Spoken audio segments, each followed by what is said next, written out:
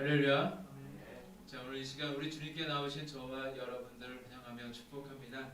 자, 오늘 이 시간을 통해서 또 귀한 말씀의 은혜를 통해서 또 우리 주님께 더 한 발자국 나아가시고 언제나 주의 말씀에 순종하며 살아가시는 저와 여러분들이 되시기를 간절히 바랍니다. 여러분 혹시 지금까지 인생을 살아가면서 누군가에게 핍박을 받아본 경험이 있으십니까? 아니면 누군가에게 내가 큰 상처를 받아서 그 상처가 아직까지 아물지 못한 채로 살아가는 분이 혹시 계십니까? 혹시 여러분들을 정말 무시하고 인정하지 않고 네가 이게 뭘 하겠냐 뭐 이런 식으로 인정하지 않으면서 여러분들의 마음에 상처를 주고 좀 아픔을 줬던 그런 사람이 혹시 있습니까?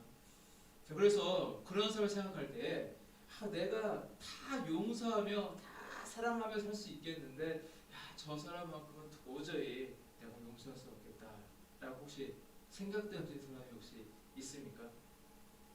자, 그렇게 사실 우리가 인생을 살다 보면요, 내가 뭐 그렇게 큰 잘못을 저지른 사람이 아니라고 할지라도 무언가 작은 것이라고 할지라도 내 마음에 상처를 준 사람들은 다 있기 마련입니다. 우리가 인생을 살기 때문에 그래요. 혼자 우리가 이 세상을 사는 것이 아니라 정말로 다양한 사람과 함께 어울리며 살다 보니까 세상에는요 별 이상한 사람들이 다 있습니다.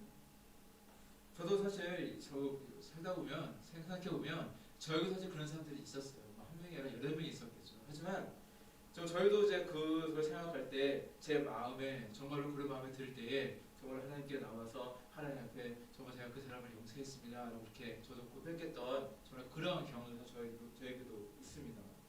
하지만 정말로 그런 사람들이 지금 우리가 살아가면서 정말로 지금 나랑 전혀 관계가 없이 왕래가 없는 사람일 수도 있을 것이고 아니면 혹은 지금도 계속해서 보고 있는 그런 주변에서 만나고 있는 좀 그런 삶일 수도 있을 것입니다.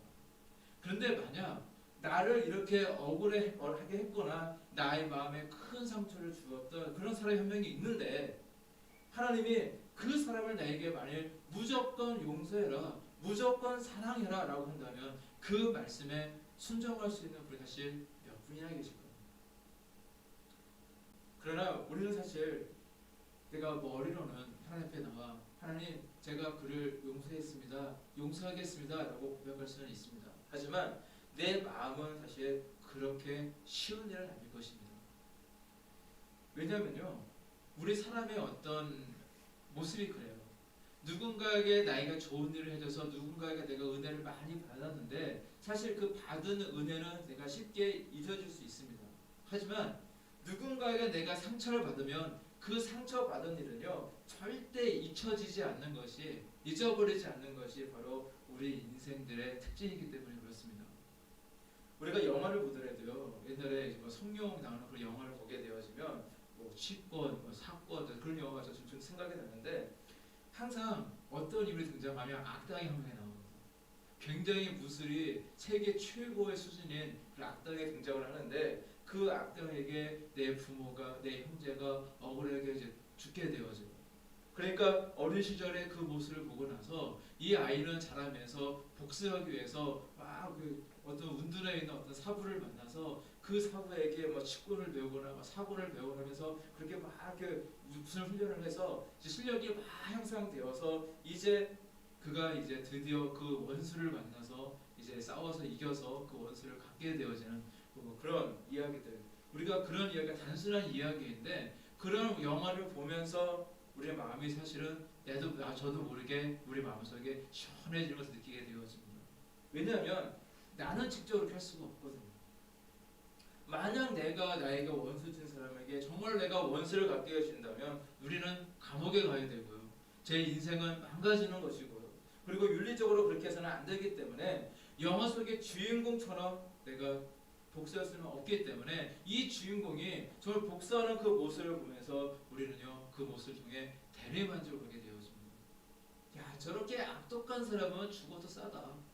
그런 생각을 하면서 정말 그 주인공에게 박수를 쳐주면서 내 마음이 뻥 뚫리는 듯한 시원해지는 것을 느끼게 되어진다는 겁니다. 그래서 예전부터 이 복수를 주제로 하는 영화들이 참으로 많이 있었던 것 같습니다. 그런데 현실로 돌아와 보자고. 영화 속의 모습은 영화 속의 모습이지만 현실로 돌아오게 되어진다면 영화와는 완전히 다른 세상이에요. 특히 내가 그리스도인이라면, 내가 예수 그리스도를 구주로 믿는 그리스도인이라면 통쾌한 복수와는 조금 거리가 먼 삶을 살아가야 합니다. 사실 나를 억울하게 했고요, 나에게 상처를 줬던 그 사람들에게 정말로 내가 당한 것에 100배, 1000배라도 되돌려 주고 싶은 것이 사실 우리 인생의 솔직한 마음이겠지만, 우리가 믿는 하나님은요, 늘 우리에게 용서하거나 사랑하거나 라고 늘 말씀하십니다. 그러니 예수님을 믿는 사람으로서 세상 사람같이 똑같이 그 사람을 욕하고 험담하고 복수의 칼을 갈 수는 없잖아요. 바로 믿는 사람은 달라야 한다는 겁니다. 세상 사람들의 모습과 같은 모습이 아니라 우리의 모습은 달라야 된다는 겁니다.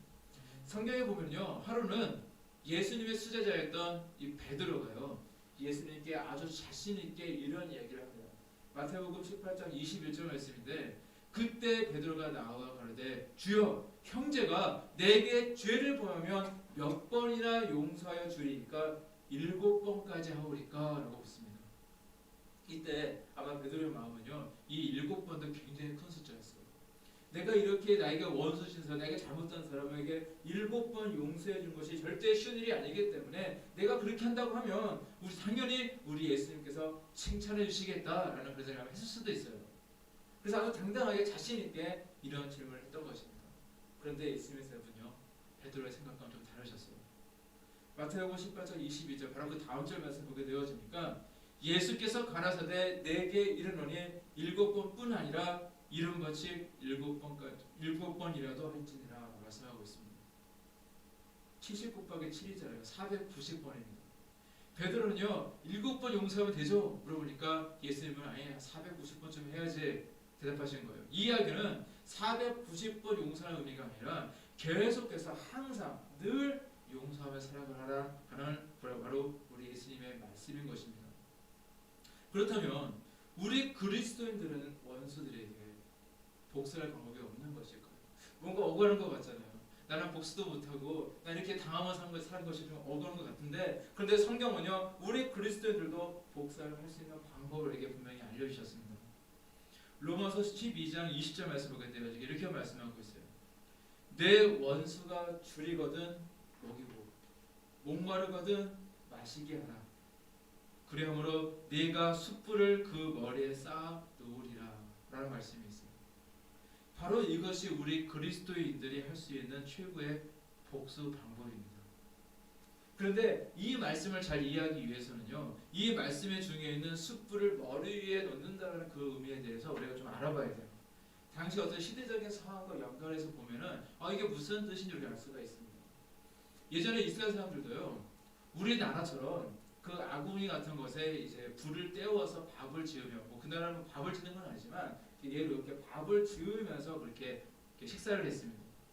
그 당시에 여성, 그 가정의 이제 여성의 가장 중요한 덕목 중에 하나가 뭐냐면 이 불을 잘 관리하는 것이었다고 해요.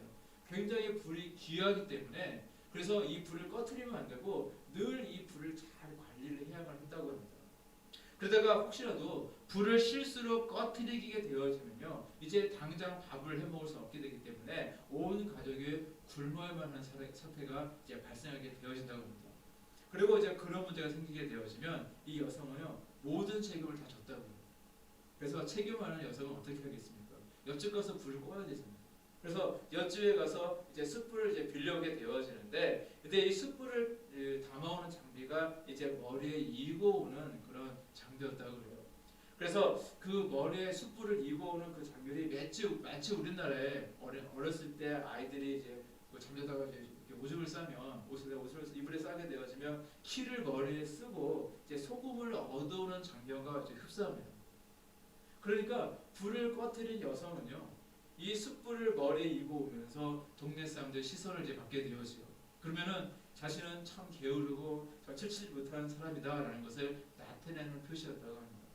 이와 같이 원수의 머리에 숯불을 올려놓는다는 것은요, 그 원수로 하여금 수치심을 느끼게 해주고, 그리고 곧 이것이 회개의 기회가 되어졌다고 합니다. 그리고 그 모습을 보는 다른 사람들도요, 이 원수를 도와줬다는 이유 때문에 용서해줬다는 그 이유 때문에 평판까지 주어지게 되어지는 아마 우리가 그렇게 용서한다면 그런 일석이조의 아주 좋은 방법이라는 것이죠. 이와 같은 말씀으로 잠언서 25장 21절에서 22절을 보게 되어지면 같은 말씀이 이렇게 되어 있어요. 내 원수가 배고파하거든 음식을 먹이고 목말라 하거든 물을 마시게 하라. 그리하는 것은 핀 숯을 그 머리에 묻는 것 같과 일반이요 여호와께서 네게 갚아주시리라 라고 말씀하고 있습니다. 똑같은 말씀인데 마지막에 여호와께서 네게 갚아주시리라 라는 말씀이 있는데 이게 다른 번역을 보게 되어지면요 뭘 갚아주냐? 바로 상으로 갚아주신다 라고 표현이 되어 있어요. 내가 그 원수를 용서해주고 오히려 그가 배고파하면 음식을 먹이고 목말하면 물을 먹이게 되어지면 그가 이제 숯불을 제 머리에 이는 것이 그래 수치심을 느끼게 되어지고 이게 회개할 그런 기회를 얻게 되어진 거고 또한 그로 인해서 여호와께서 내게 상으로 갚아주겠다. 여호와 하나님께서 대신 갚아주겠다라는 그런 의미인 것입니다. 따라서 바로 저와 여러분들이 정말 특별히 여러분들에게 마음에 상처를 주는 그런 원수가 있다고 한다면 그 원수에게 복수할 수 있는 방법은 뭐냐? 바로 내가 잘 되는 것인 줄로 믿습니다. 내가 잘 되는 거예요. 그래서 보여주는 겁니다. 봐라, 과거에 네가 나를 멸시했을지 모르지만 나는 우리 주님으로 인해서 이렇게 강하게 되었고 부유하게 되었고 하나님께서 이렇게 내게 복을 주셨다. 그리고 할 수 있으면 그분을 초청해서요 맛있는 것도 많이 사드리고 자주 잘해주는 것. 그래서 하나님이 함께 하신 사람을 어떻게 하나님께서 복을 주시고 은혜를 주신지에 대해서 확실히 보여주는 것이야말로 바로 예수님을 믿는 사람들이 가장 할 수 있는 가장 최고의 복수 방법이라는 것입니다. 그래서 꼭 복 받으시기 바랍니다. 우리 주님이 주시는 복 꼭 받으시기를 바랍니다. 그래서 여러분들의 기도가 정말로 응답되시길 바라고요. 그래서 그를 통해서 우리 하나님의 살아계심을 증거하시고요. 나누고 베풀어주고요. 수많은 사람들에게 우리 하나님의 영광을 드리며 살아가시는 저와 여러분들이 되시기를 간절히 바랍니다. 그리고 그러한 삶을 살아갔던 대표적인 인물이 누구냐? 바로 오늘 보신 이 본문의 주인공의 바로 요셉입니다. 요셉이 바로 그런 인생을 살아갔어요. 그는 자신을 애굽의 노예로 팔았던 형들에게 과거 어린 시절 하나님께서 자신에게 주셨던 그 꿈을 완전히 무시했던 그 형들이었는데 그 형들에게 하나님이 이루어주신 놀라운 그런 복을 그런 직접 그 인생을 통해서 보여주었습니다. 그래서 완전히 나중에는 전세가 바뀌게 되어지잖아요. 더 나아가서 그 형제들을 비롯하여 온 식구들을요 다 애굽으로 다 오게 해서 정말로 오랜 가뭄으로 인해서 이제 그 형제들이 자 식구들이 다 굶어 죽을 수밖에 없는 그런 상황이었는데 다 고센 땅에 오게 해서 애굽 땅에 오게 해서 그들을 다 먹이고 살리는 그 역할도 감당했고요. 또한 이 요셉은 더 나아가서 그 애굽 사람들, 그 백성들, 또 그 애굽 주변에 있는 중동 근대 그 고대 그 시대 수많은 사람들을 먹여 살렸다는 역할을 바로 이 요셉이 이루었다는 것입니다. 오늘은 이 요셉이 누렸던 복을 한번 살펴보기를 원합니다. 그리고 또한 그 요셉이 누렸던 그 복을 이곳에 계시는 모든 분들도 다 누리시기를 바라고 또한 그 요셉이 했던 그 고백 또한 바로 저와 여러분들의 입술로 고백할 수 있기를 간절히 바랍니다. 요셉의 인생의 특징을 우리가 보게 되어진다면 그는 하나님과 늘 함께 동행하는 사람이었습니다.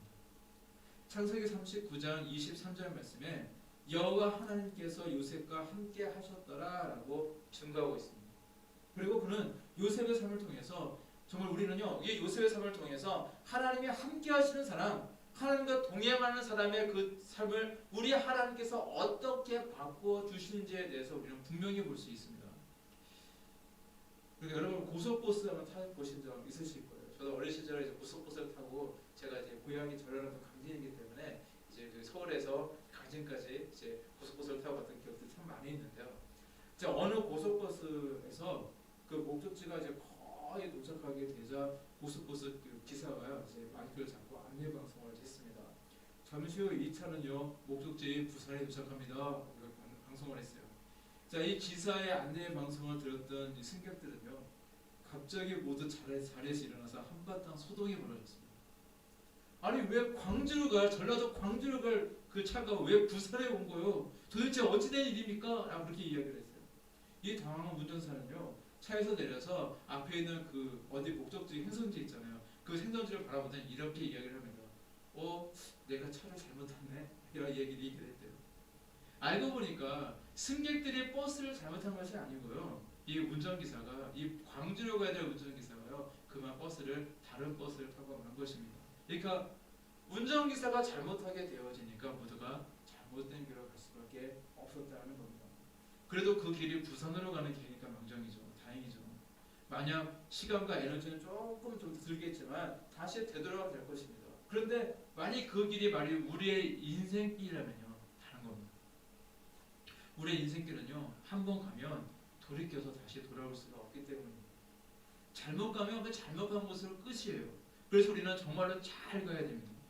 왜냐하면 우리의 인생길은요. 누구나 다 꼭 딱 한 번밖에 없는 너무나도 귀한 기회이기 때문에 그렇습니다. 그렇다면 여러분들은요. 여러분의 인생의 그 운전대를 누구에게 맡기시길 원하십니까? 여러분들이 직접 가시겠습니까? 아무것도 모르는데 우리 인생에 뭐가 있는지 깜깜한 아무것도 보이지 않는 우리가 운전을 할 수 있겠습니까? 그래서 우리가 우리 운전대를 누군가에게 맡겨야 되는데 어디로 갈지 모르는 마치 그런 초보 운전자에게 맡기시겠습니까? 아니면 지옥으로 늘 끌고 싶어하는 그 악한 사단에게 맡기시겠습니까? 우리의 인생길이요. 단 한 번밖에 기회가 없고 정말로 중요한 길이라면 우리의 인생의 길을 너무나도 착실하게 잘 알고 계시는 우리 예수님께 맡겨야 될 줄로 믿습니다. 우리 예수님이 우리 인생의 이 운전대를 잡고 계신다면 잘못된 길로 갈까봐 우리가 염려할 필요도 없고요. 걱정할 필요도 없는 것입니다. 절대 불안할 필요도 없는 것입니다. 마귀에게 운전대를 맡기게 되어지면 지옥에 가는 거예요. 그러나 우리 예수님께 운전대를 맡기게 되어지면 우리의 인생은 천국으로 향해 나아가는 소망이 있는 인생이 되는 줄로 믿습니다. 자, 내 인생의 운전대를 예수님께 맡긴다라는 것은요. 다른 말을 우리가 이야기한다면 바로 우리는 예수님과 동행하는 삶을 이야기를 합니다. 그리고 동행이라는 것이 어떤 의미냐면요. 예수님, 제가 이미 결정했습니다. 제가 이쪽 길로 가기로 했어요. 자, 그러니까 예수님은 저 따라오세요. 저를 도와주세요. 그가 절대 아니라는 거예요. 내가 무언가를 먼저 결정해놓고 내가 이거 시작했으니까 예수님 나 도와주셔야 돼요. 나 인도해 주셔야 돼요. 그게 아니라는 겁니다.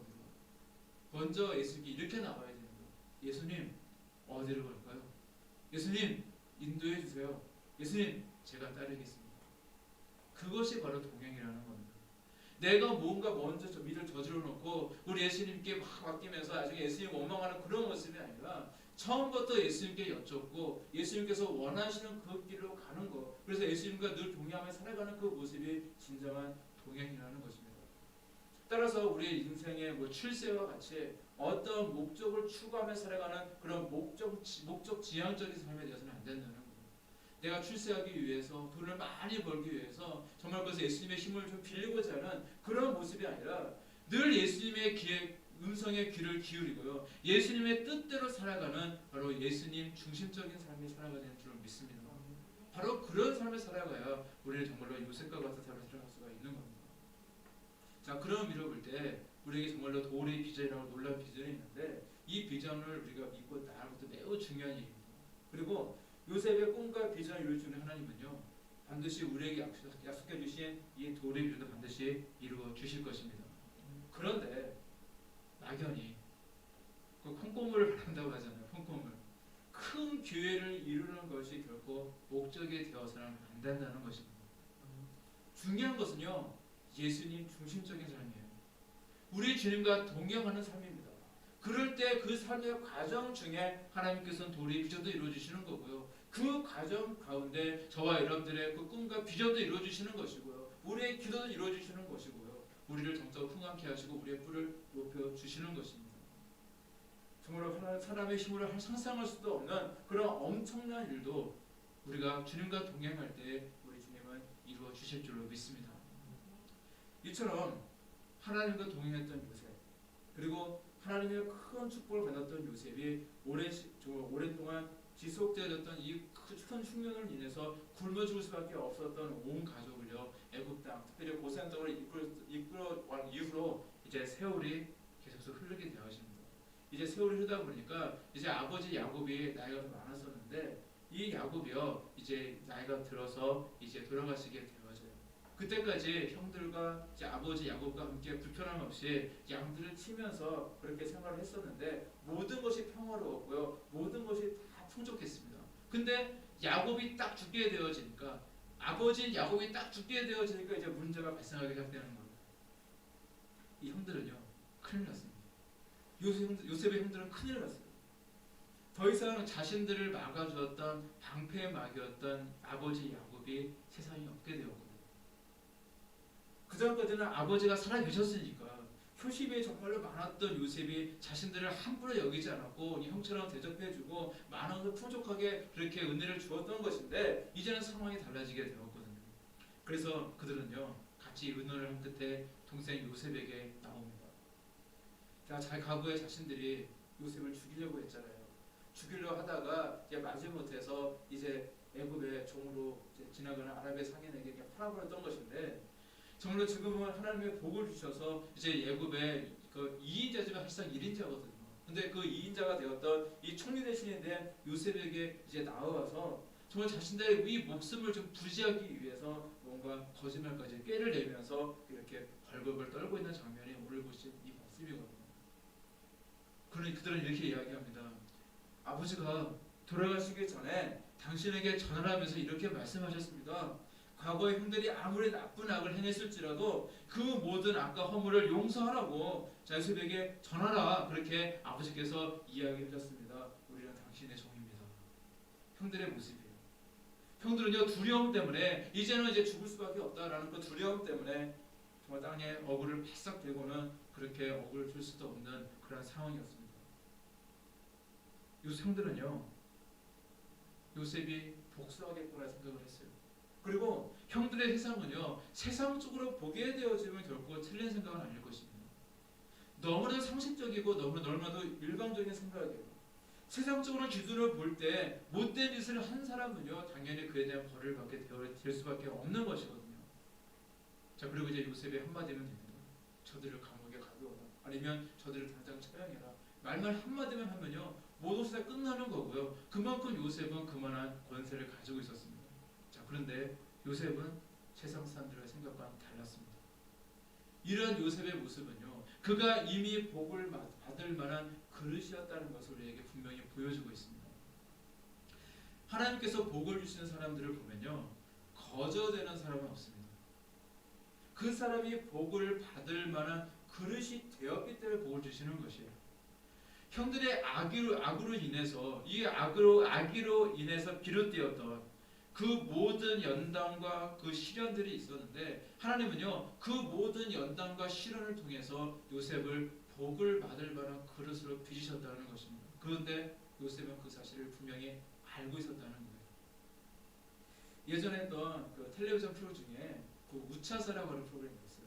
근데 제가 이제 우차사 프로 중에서 이제 한 프로를 이제 마지막에 주를 많이 했었는데 그 형님 뉴스라고 하는 그 프로가 있었는데 아마 기억하시는 분 있을 거예요. 근데 거기서 마지막 엔딩 장면에 와서 뭐라고 끝냈냐면 뉴스 다 와야지 뉴스지 이런 얘기를 했었어요.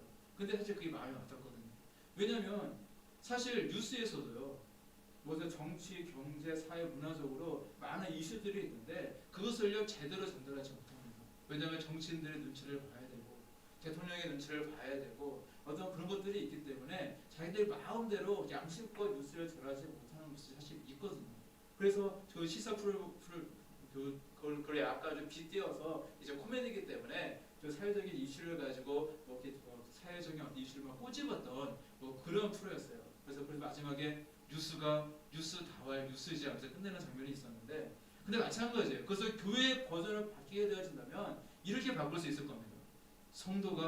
성도 다와야 성도지라 바꿀 수 있을 겁니다. 성도라는 뜻이 무엇입니까? 바로 거룩한 무리라는 뜻이에요. 거룩한 사람. 여러분들은 거룩하십니까? 여러분들이 성도님이라면 거룩하셔야 돼요. 바로 성도는 바로 저와 여러분들이 다 성도라는 것입니다. 나는 연약하고 나는 죄악이 많지만 우리 하나님께서 우리 예수 그리스도 통해서 우리의 모든 죄를 용서해 주셨고 또 거룩한 자라 칭해 주셨기 때문에 우리는 성도가 될 수 있었던 거예요. 하지만 내가 거룩한 백성이 되었다 칭해 주셨다 그 이유만 가지고 내가 성도가 되는 것이 아니라 거룩한 백성답게 그리스도인답게 우리는 살아가야 될 줄로 믿습니다. 그런데 교회를 다닌다고 해서 다 모두가 다 똑같은 성도는 아닐 거예요.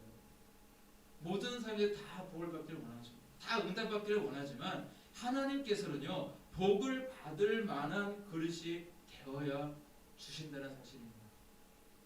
요셉은 형들에게 이렇게 이야기를 했습니다. 당신들은 나를 헤아려 하였으나 하나님은 그것을 선으로 바꾸사 오늘과 같이 만민의 생명을 구원하게 하시려 하셨나니 당신들은 두려워 마소서 내가 당신들과 당신의 자녀들을 길을 잃다 하고 그들을 간곡한 말로 위로하였더라 라고 기록하고 있습니다. 하나님과 함께 했던 사람은요 하나님께 축복하신 사람은 바로 하나님과 동행하는 사람의 특징이 바로 이와 같다는 것입니다. 형들은요 자신의 죄 때문에 찔려서 와서 용서를 구했지만 이미 요셉은 다 용서하였고 오히려 그들을 정말로 따뜻하게 안아주며 그들의 자녀까지도 내가 다 기르겠다 책임져 주겠다라고 그들을 간곡한 말로 위로하고 있는 모습을 보게 되어집니다. 요셉은요 특징은요 그는 먼저 하나님이 자신에게 베풀어 주신 은혜를 분명히 알고 있었습니다. 그는 형들로 인해서 13년 동안 13년이 작은 시간이 아니거든요. 정말로 그 시간 동안 고난과 연단의 세월을 보내만 했고 자신이 언제 죽을지 모른다는 그런 생각 속에 감옥 생활을 할 수밖에 없었던 그의 모습이었습니다. 마치 산 얼음판을 걷는 듯한 인생이 바로 요셉의 모습이었어요. 그러나 이 모든 일이 비록 그 시작은 그 형들의 악으로 인해서 시작되어진 일이었지만 그런 이 모든 일을 통해서 그 악을 선으로 바꾸시며 그 악을 통해서 온 식구들을 살리게 하셨던 바로 그 하나님의 놀라운 계획을 깨닫고 있었다는 것입니다. 그래서 그는 형들을 진심으로 용서할 수가 있었던 것입니다. 그리고 형들이 행한 악을 손으로 바꿔주셔서 온 가족과 민족들을 살리게 하셨던 하나님의 은혜에 감사하며 그는 고백할 수 있었던 것입니다. 우리 그리스도인들은요 사실 정상적인 사람들이 아니에요. 상식적인 사람들이 아닙니다. 좀 비상식적인 사람들입니다. 원수도 내 몸과 같이 사랑하는 사람들이 바로 우리 그리스도인들인 것입니다. 요셉이 하나님과 동행하는 삶을 살아갈 때에 이러한 놀라운 기적이 정말 기적 같은 일이 생겨났던 것이에요. 그동안 형들을 미워하시는 일이 왜 없었겠습니까? 미워했을 거예요. 형들을 원망하면서 정말 그 감옥에서 눈물로 정말로 밤을 지새웠던 일도 아마 있었을 것입니다. 그는 끝까지 저 주님의 말씀을 청종하며 그래도 그는 끝까지 주님과 동행하며 살고자 노력했고 마침내 형들의 이 악을 선으로 바꾸시는 하나님의 놀라운 은혜도 경험했던 것입니다. 이것은 21세기를 살아가고 있는 우리의 모습도 마찬가지입니다. 하나님은 지금도 동일하게 역사하고 계신 하나님의 사실을 믿으시기를 바랍니다. 내가 하나님과 동행할 때 하나님은요 나의 연약한 육신을 건강한 육신으로 바꿔주십니다. 내가 하나님과 동행할 때 하나님은요 연약한 나의 환경을 바꿔주십니다. 또한 나의 연약한 믿음 또한 바꿔주시는 분이시고 하나님이란 사실입니다. 내가 하나님과 동행할 때 나에게 있는 연약한 모든 부분을 정말 새롭게 바꿔주시는 분이 우리 아버지 하나님이라는 사실을 여러분들 믿으시길 바랍니다. 자 그리고 늘 하나님 바라보시길 바라고요. 늘 예수님 중심적인 삶을 살아가셔서 늘 주님과 늘 동행하며 살아가셔서 우리 주님 주시는 놀라운 복과 은혜 꼭 받으시는 저와 여러분들 되시기를 우리 주님의 이름으로 간절히 축원합니다. 기도하시겠습니다.